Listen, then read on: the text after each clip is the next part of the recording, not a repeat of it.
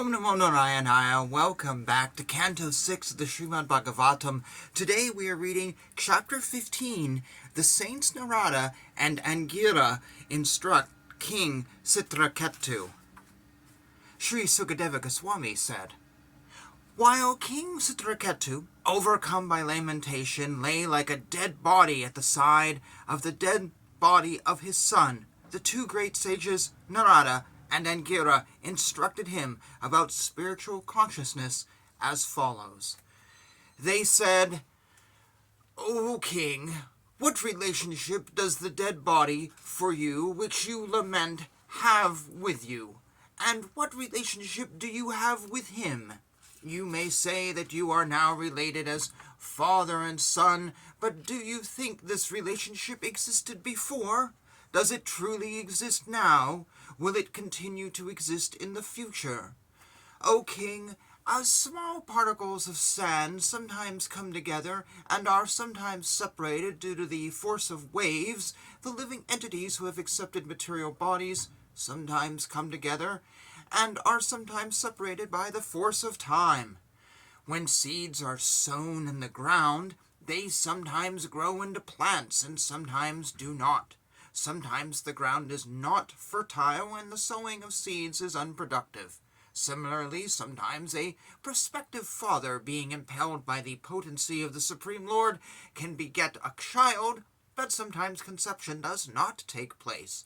Therefore, one should not lament over the artificial relationship of parenthood, which is ultimately controlled by the Supreme Lord.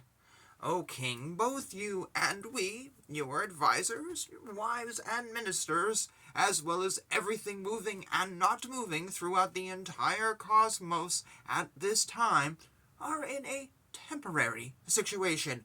Before our birth, this situation did not exist, and after our birth, it will exist no longer.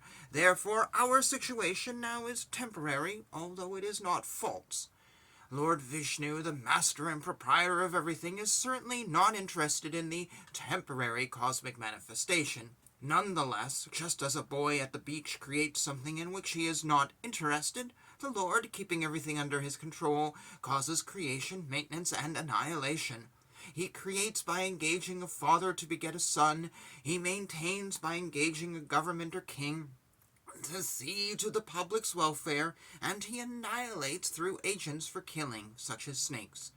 The agents for creation, maintenance, and annihilation have no independent potency, but because of the spell of the illusory energy, one thinks himself the creator, maintainer, and annihilator. As from one seed another seed is generated, so from one body, through another body, a third body is generated. As the elements of the material body are eternal, the living entity who appears through these material elements is also eternal. Divisions of generalization and specification, such as nationality and individuality, are the imagination of persons who are not advanced in knowledge. Sri Sukadeva Goswami continued, Thus enlightened by the instructions of Narada and Angira, the king became hopeful with knowledge. Wiping his shriveled face with his hand, the king spoke. You have both come here dressed like avhutas, liberated persons, just to cover your identities, but I see that of all men you are the most elevated in awareness. You know everything as it is. Therefore, you are the greatest of all personalities. Brahmanas, who are exalted to the position of Vaishnavas, the most dear servants of Krishna, sometimes dress like madmen, just to benefit materialists like us, who are always attached to sense gratification, and just to dissipate our ignorance. Those Vaishnavas wander on the surface of the globe according to their desire. I have heard that among the great and perfect persons wandering the surface of the earth to instruct knowledge people covered by ignorance are Sanat Kumara, Narada, Ribu, Angira, Devala, Asita, Vyasadeva, Markandeya, Gautama, Vashista, Bhagavan, Parasurama, Kapila, Sukadevi, Durvasa, Yajnavalkya, Jatukarna, and Aruni. Others are Romasha, Sayanvaya, Datreya, Asura Pantanjali, the great sage Damya, who is like the head of the Vedas, the sage Panchasika, Hiranyanaba, Kashaya, Shrutadeva, and Ratadvaja. you must certainly be among them. Because you are great personalities, you can give me real knowledge. I am as foolish as a village animal, like a pig or dog, because I am merged in the darkness of ignorance. Please, therefore, ignite the torch of knowledge to save me." Sage Angira said, "My dear king, when you desired to have a son, I approached you. Indeed, I am the same Angira Rishi who gave you this son. As for this Rishi, he is the great sage Narada, the direct son of Lord Brahma. My dear king, you are an advanced devotee of Lord Vishnu. To be absorbed in lamentation for the loss of something material is unsuitable for a person like you. Therefore we have come to relieve you from this false lamentation, which is due to your being merged in the darkness of ignorance. For those who are advanced in spiritual knowledge, to be affected by material loss and gain is not at all desirable. When I first came to your home, I could have given you the supreme transcendental knowledge, but when I saw that your mind was absorbed in material things, I gave you only a son, who caused you jubilation and lamentation. Now you are actually experiencing the misery of a person who has sons and daughters. O king, owner of the state of Shurasena, one's wife, his house, the opulence of his kingdom, and his various other opulences and objects of sense perception are all the same, and then that they are temporary. One's kingdom, military power, treasury, servants, ministers, friends, and relatives are all causes of fear, illusion, lamentation, and distress. They are like the Gandavara Nagara, a non-existent palace that one imagines to exist in the forest. Because they are impermanent, they are no better than illusions, dreams, and mental concoctions. These visible objects, like wife, children, and property, are like dreams and mental concoctions. Actually, what we see has no permanent existence. It is sometimes seen and sometimes not. Only because of our past actions do we create such mental concoctions, and because of these concoctions, we perform further activities. The living entity in the bodily conception of life is absorbed in the body, which is a combination of the physical elements, the five senses for gathering knowledge, and the five senses of action, along with the mind. Through the mind, the living entity suffers three kinds of tribulations: adhibhatika, adhidvika, and adhyatmika. Therefore, this body is a source of all miseries. Therefore, O king, please consider the position of the Atma.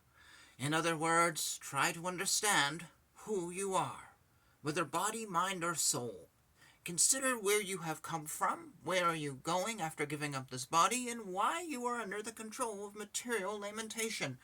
Try to understand your real position in this way, and then you will be able to give up your unnecessary attachment.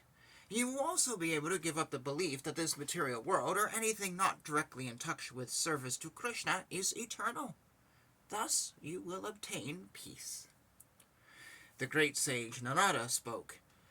My dear king, attentively receive from me a mantra which is most auspicious. After accepting it from me in 7 nights, you will be able to see the Lord face to face. My dear king, in former days Lord Shiva and other demigods took shelter of the lotus feet of Shankarashana. Thus they immediately got free from the illusion of duality and achieved unequaled and unsurpassed glories in spiritual life. You will very soon attain that same position. And thus ends chapter 15. It is a little depressing to think that everything is temporary. That's a fact. It can wear on you. It wears on me sometimes. I just think about it and it makes me sad. And, here I'm getting older, and I was talking to someone the other day, and it was her birthday. I said, how old are you? And she goes, 25. And here I am, 47, and I'm like, oh, wow. Like, you see this, and I see people around me who are my age, and it can be depressing. But we must not forget that the Lord is always with us. I say this all the time on this channel. The Lord is always with us. People said a few years ago, during the bug, oh, God has bailed on us, and then Trump voted, oh, God has bailed on us again, and whatever. No, it's not true. God is always with us. And we need to think about that instead of how transient all this stuff is. On the other hand, there is a nice aspect of transientness. Imagine if your life was exactly the same now as it had always been. Like, it has never changed. Not in a single bit. That would be so sad. Yeah, that would be really sad. Because we're not meant to be static. We're meant to grow and be creatures that grow. So transience is also good.